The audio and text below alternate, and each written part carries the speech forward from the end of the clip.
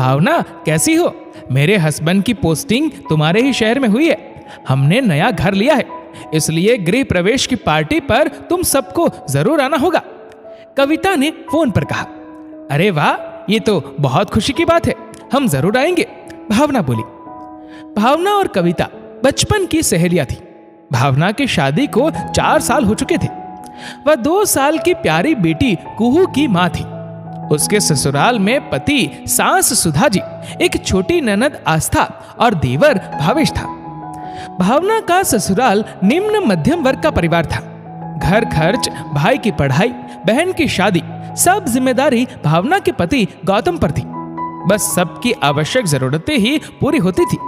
बढ़ती महंगाई के कारण बचत नहीं हो पाती थी। घर में कोई मेड नहीं थी। सब मिलजुल कर काम करते थे। सब एक दूसरे का सम्मान करते। प्यार और एकता की डोर से बंधा था परिवार। अभावों में भी किसी बात की कमी नहीं अखरती थी उन्हें। कुछ खाने की चीज कम रहती तो सभी एक दूसरे को खिलाने के लिए झगड़ पड़ते। भावना ने अपनी बेटी को भी एक चॉकलेट को 6 हिस्सों में बांटना सिखाया था। प्यार और सम्मान की नींव पर घर मजबूती से खड़ा था। भावना के पिता की भी साधारण स्थिति थी, पर उन्होंने अपनी बेटी को संस्कारों का अनमोल खजाना दिया था। भावना और कविता जबलपुर में एक ही स्कूल में पढ़ती थी। संयोगवश भावना की शादी मध्यम वर्गीय परिवार में हुई और कविता की संपन्न परिवार में। शादी के बाद कविता में पति के ओहदे और पैसों का अभिमान आ गया। कविता के गृह प्रवेश पर भावना, उसके पति गौतम और ननद जाते हैं। घर बहुत शानदार था, खूबसूरती से सजाया गया था। महंगे फर्नीचर, कालीन, झूमर सब बढ़िया था। खाने में भी कितने प्रकार के व्यंजन रखे थे। कमी थी तो बस रिश्तेदारों की। कविता ने अपने ससुराल वालों को नहीं बुलाया था, कहीं उसके ससुराल वाले 2-4 महीने वहीं टिक ना जाए, ये सोचकर कविता ने उन्हें न्योता नहीं दिया था। सिर्फ उसके मायके के 2-4 रिश्तेदार और कुछ दोस्त थे। इस वजह से उसका पति राजेश भी खुश नजर नहीं आ रहा था। घर में उनके रिश्ते में शांति बनी रहे, इसलिए वह चुप रहता था। कविता ने अपने 3 साल के बेटे को मोबाइल थमा दिया था, ताकि वह उसे परेशान ना करे।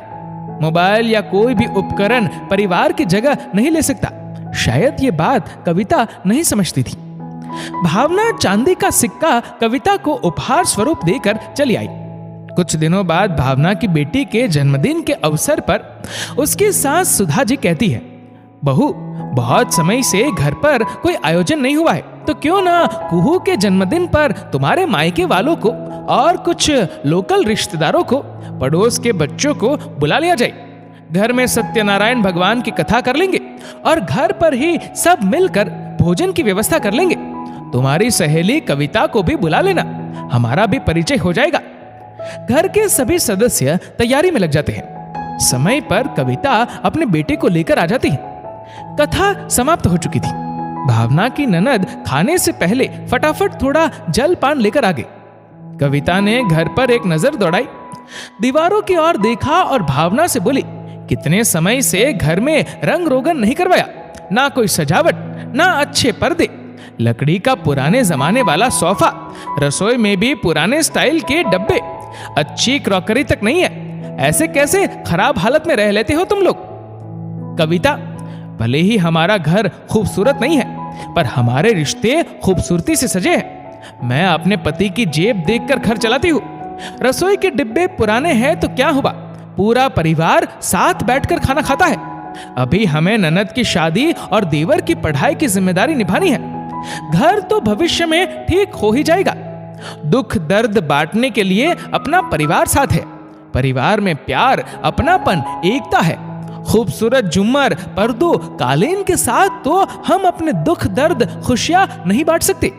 तुम्हें जानकर हैरानी होगी कि मेरे देवर 3 महीने से जेब खर्च के पैसे बचाकर मेरी बेटी के लिए प्यारा सा डॉल हाउस लाए। 3 महीने उन्होंने कॉलेज में अपने ऊपर एक भी पैसा खर्च नहीं किया। मेरी ननद ने रात रात भर जगकर सुंदर सुंदर फ्रॉक मेरी बेटी के लिए सिले। और देखो, मेरी बेटी अपनी दादी की गोद में कितने सुकून के साथ उनके आशीर्वाद की छांव तले बैठी है, ना कि अकेले मोबाइल पकड़े। देखो, मेरे पति के चेहरे की रौनक, अपने रिश्तेदारों को देख कितने खुश है। भौतिक चीजें होना अच्छी बात है, पर उससे भी ऊपर जीवन में कुछ है।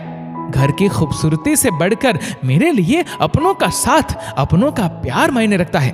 और कविता, खाना खाकर जाना, क्योंकि इसमें मेरी सासू माँ का प्यार मिला हुआ है।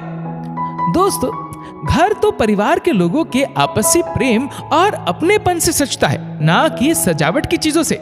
परिवार में शांति, सुकून और प्यार होना जरूरी है। दोस्तों, इस वीडियो को लेकर आपकी क्या राय है, नीचे कमेंट करके जरूर बताएगा। और अगर आपको वीडियो अच्छा लगा हो तो इस वीडियो को लाइक करेगा, शेयर करेगा ज्यादा से ज्यादा लोगों तक। और ऐसे ही और भी इंस्पिरेशनल वीडियोस के लिए सब्सक्राइब करें हमारे यूट्यूब चैनल को और फेसबुक पर फॉलो करें हमारे पेज को।